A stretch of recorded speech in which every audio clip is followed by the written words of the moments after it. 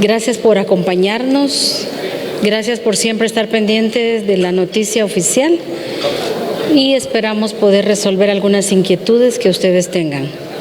Gerardo. Gracias a los representantes de los medios de comunicación. Les recordamos 2 preguntas por medio de comunicación. Iniciamos con Douglas Cuevas de Prensa Libre. Magistrados, muy buenos días. Me gustaría conocer un poco con relación a los requerimientos de información que han hecho ustedes al Ministerio Público.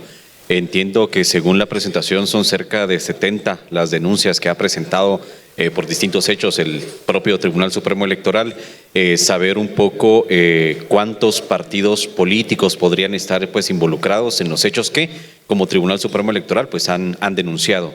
La segunda pregunta va con relación al uno de los últimos comentarios que daba la presidenta del TCE sobre la posible fuga de información a lo interno del Tribunal Supremo Electoral, conocer un poco más a detalle cómo se han percatado de esto, qué medidas han adoptado y qué podrían hacer a raíz de estos hechos. Gracias. Con la venia de la señora presidenta, en relación a la primera pregunta, en cuanto a la información que se ha requerido al Ministerio Público, nosotros como tribunal pedimos una información en su oportunidad a la Inspección General, quien también nos informa permanentemente de algunas acciones que desarrolla, y de esa cuenta teníamos conocimiento de algunas denuncias que fueron trasladadas o derivadas de la Inspección General al Ministerio Público. No obstante, de acuerdo a una información que consta en un medio de comunicación en cuanto a declaraciones que dio la fiscal de delitos electorales, como pleno nos interesamos porque no hemos tenido ninguna información acerca del avance de estas denuncias, por varias razones, porque dependiendo de cómo se encuentren en curso esas investigaciones, hay acciones que compete con exclusividad al Tribunal Supremo Electoral tomar como decisiones en el ámbito administrativo electoral. Y de esa cuenta se solicitó la información. No tenemos ahorita en este momento la cantidad de denuncias que han sido derivadas al Ministerio Público por parte de la inspección, pero particularmente en este caso se requirió la información de las que se hacía referencia en esta publicación, que estamos a la espera de esa información, y por supuesto que habrán otras que la señora inspectora tendrá dentro de sus registros. Esperamos nosotros contar con esa información para ver de qué manera nosotros podemos, trasladárselas al director del Registro de Ciudadanos, quien finalmente es quien tiene que darle seguimiento a algunas denuncias que en su oportunidad también surgieron a partir del trabajo que se desarrolla en la Dirección General del Registro de Ciudadanos, como por ejemplo algunas denuncias por algunas firmas falsas, por ejemplo en adhesiones, en otras cuestiones que dependiendo de cada denuncia en particular, así es la decisión que deberá tomarse también dentro de las atribuciones que tiene el director del Registro de Ciudadanos. Esa es la razón de las denuncias, que queremos nosotros ver cuál ha sido el avance de estas y poder tomar las decisiones que con exclusividad le competen al Tribunal Supremo Electoral.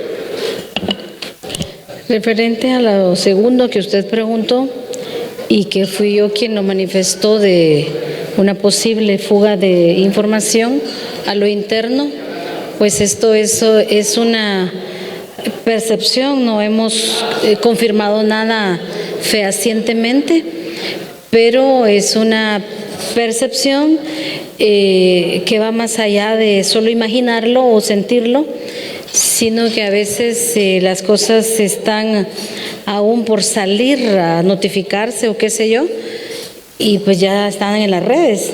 Entonces no es una cosa que yo tenga ya o que tengamos los magistrados una detección específica de dónde está ocurriendo, pero sí está ocurriendo. El asunto es que todavía nos falta tener esa corroboración. En algunos casos tenemos ya una idea, pero no está comprobado totalmente. Continuamos ahora con Daniel Collín de TN23. Sí, buenos días, magistrados. La primera consulta es en torno al tema del calendario electoral. Tomando en cuenta lo que ocurrió en el COPE y lo que manifestó la licenciada Gloria López en torno a las cajas electorales y lo que todos tenemos conocimiento ¿se ha analizado cuánto podría haberse retrasado el proceso en torno al área postelectoral, tomando en cuenta que varias cajas, especialmente la de la primera vuelta, están en procesos judiciales? Y hay que en este momento pues sacar el padrón para hacer el conteo correspondiente, las estadísticas, entre otros. No sé cuánto pudo haberse retrasado o cuánto analizan de retraso.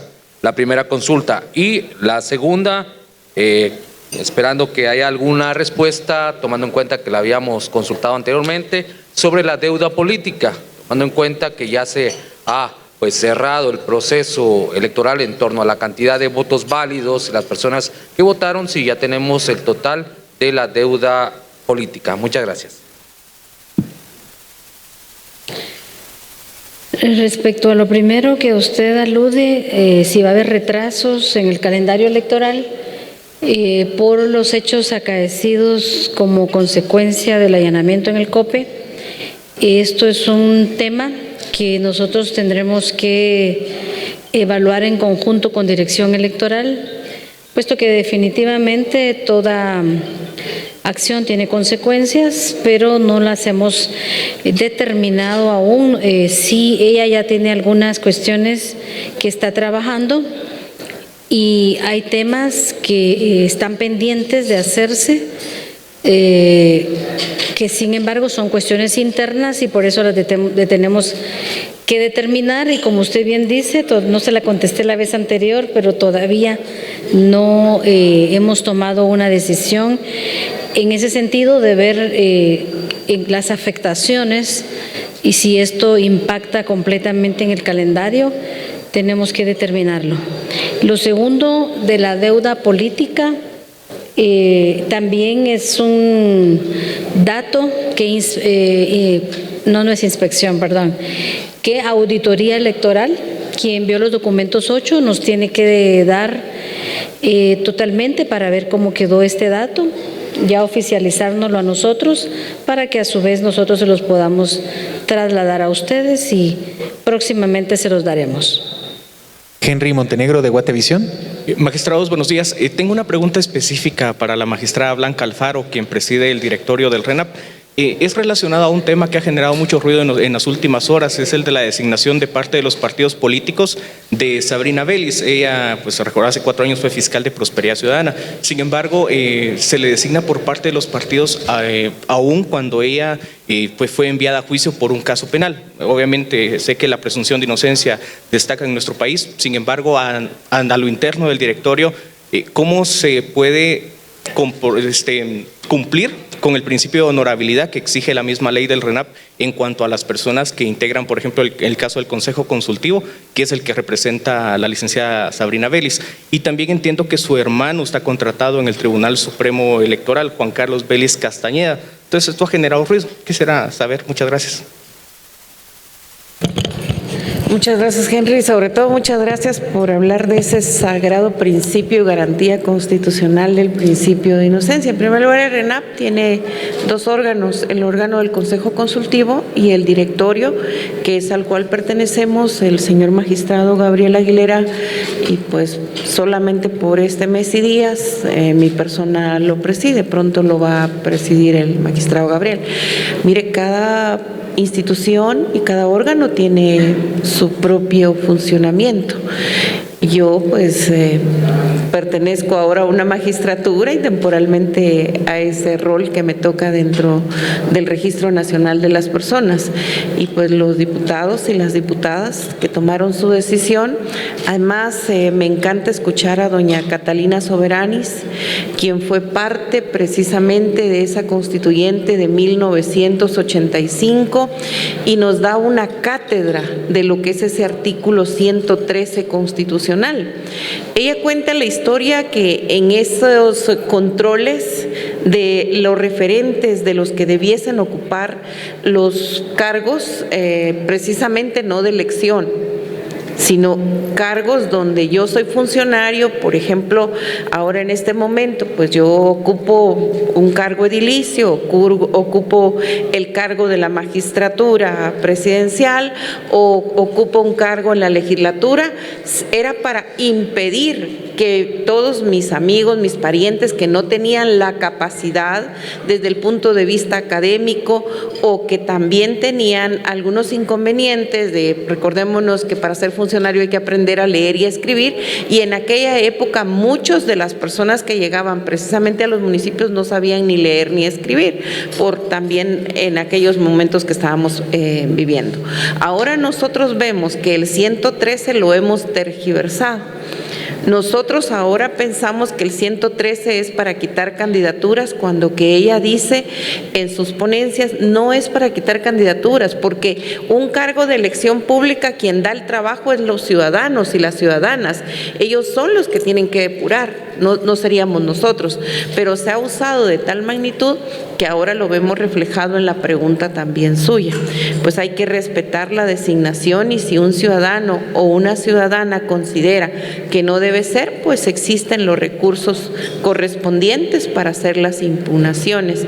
Pero en estos momentos, pues yo no conozco ninguna sentencia firme de la licenciada, y como nosotros los abogados hacemos un juramento, primero de respetar ese sagrado principio de la inocencia, y que no podemos emitir ningún juicio de desvalor contra ninguna persona porque hemos ofrecido defender precisamente la norma. Así que gracias por la pregunta, Henry. Concluimos de esta manera la conferencia de prensa.